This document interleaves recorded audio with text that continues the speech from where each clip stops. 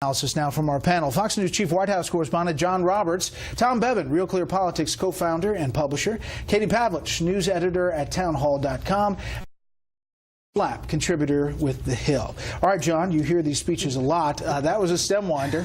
Yeah, I mean, that was as good as anything that I ever heard of the campaign trail. And here we are, 8 months into his presidency, and the president is relitigating, as you said, Charlottesville. Clearly, he had something that he wanted to get off of his chest. And we were discussing this, that the president had, I think, a clear win last night with his speech about the new policy on Afghanistan. There was some people who complained about a lack of detail, but I think that was deliberate on the part of the president.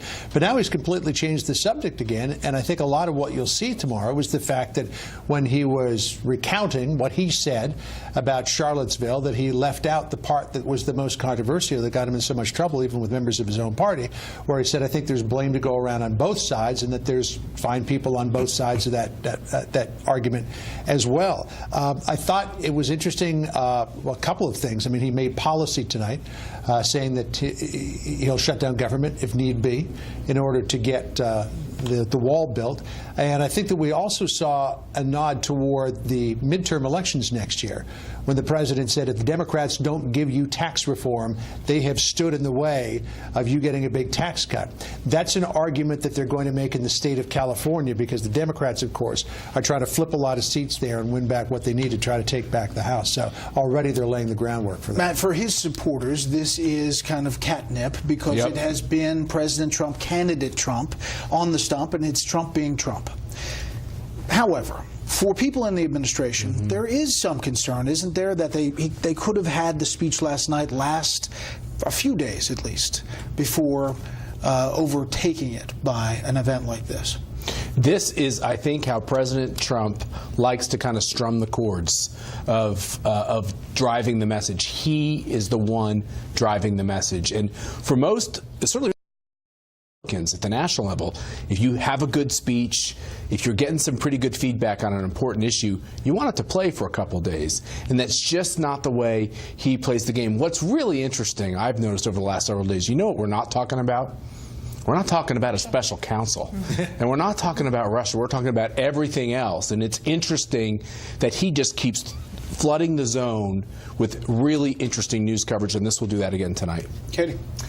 Obviously, it was a campaign rally, but I do think this was his attempt at some kind of unity by going out in front of a major audience. He knew that a lot of people will be watching tonight, to defend himself and to defend his remarks. I think his staff is probably not happy that he went back to the Charlottesville rhetoric and commentary, but he felt like he needed to defend his words and himself. And what most importantly, I think that something that was important is he said, personally, they are attacking my supporters as if they are racist, and they are not. And I think generally speaking, the American people, whether you're a Trump supporter or not, are sick and tired of the left accusing them of racism for simply disagreeing with them. If you disagree with taking down a Confederate statue, you're a racist or a neo-Nazi or white supremacist. So adding to that personal level, I think, was important. But in terms of him getting his message out, he's going to get the last word, whether it's a distraction to his agenda or not, and that's what we saw tonight. Tom, I've said on this panel before that sometimes Washington and New York, maybe LA, sees it through a different prism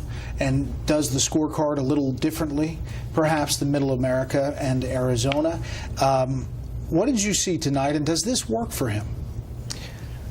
It does and it doesn't, right? I mean, he played all his greatest hits from the campaign into his presidency. Obviously, the crowd, they waited outside for hours in 100-degree heat to see him. He filled the place, 19,000 people. The base is still there. They're still excited to see him. They want to see the show. He puts on the show.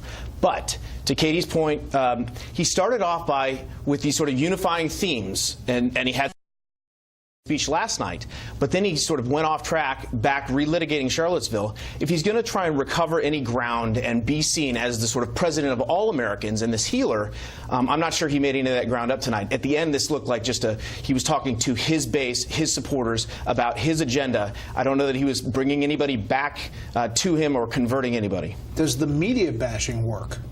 Yeah, it always has for him. We saw this on the campaign trail. I mean, it got to the point where on a couple of occasions he went so far as to it almost becoming dangerous. And I think that, you know, as a responsible leader, he did go too far. And he shouldn't go as far as he did. He went pretty far tonight.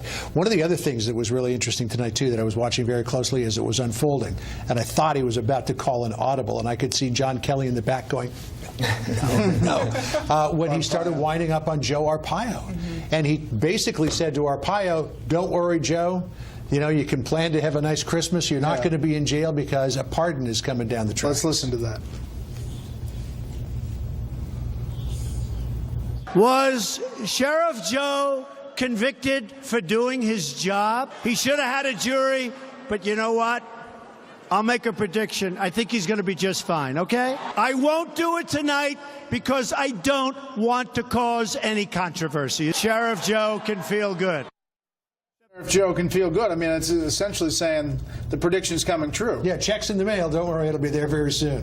And I think we could probably expect it in the next few days or so. I mean, you had Doug Stanton, the mayor, saying, please don't do it. It's not appropriate. You had a lot of people who were saying that to pardon him at a political rally would just be the wrong thing for a president to do. And let's explain about why that's important. The Maricopa County Sheriff, the former sheriff, convicted of corruption in a court as far as... It was criminal contempt of court. Criminal contempt it's a misdemeanor charge, but he could be still fined or maybe spend a little bit of time in jail. But the president all but said, don't worry, Joe, I'm giving you a get-out-of-jail-free card. And one thing on the pardon, I know that the president mentioned he doesn't want to cause controversy. There has been a lot of talk on the national level about this being a controversial pardon. But in Arizona, Joe Arpaio was the sheriff for 24 years in Maricopa County. He was wildly popular until just a few years ago. And people in that state do believe that the federal government came in and distinctly singled him out for enforcing immigration law. And in a state like Arizona, as the president pointed out a little bit tonight, illegal immigration is a very serious issue that affects every single sector of the Arizona economy, how people live, the job market, the community safety. And so for him to say it there, of course, he's going to get some applause. But I think as we look at it as a country, in Arizona, Joe Arpaio is still popular and is respected there for the job that he did as sheriff. No. That was just a classic Trump moment. I mean, there were other moments where he was sort of openly trolling his own staff, you know, and they told me not to say this. They told me not to name names. I don't want to get anybody in trouble, but, you know, one vote. I mean, it was just, he had a couple of those moments. He thrives on this sort of thing, sort of, you know, thumbing his nose at conventions. He even joked at one point, he's like, well, they said it wasn't going to be presidential. I mean, he knows he's not being presidential in those moments. And so this is just Trump doing what Trump does, and the question is whether it gets him anywhere. It was like that moment where he said, they told me not to say it, but James Mad Dog Mattis is going to be my Secretary of Defense. And everybody in the staff went, no, we're supposed to roll out that announcement. With the whole thing. All right, let's take a listen to that soundbite. Don't mention any names. So I won't. I won't.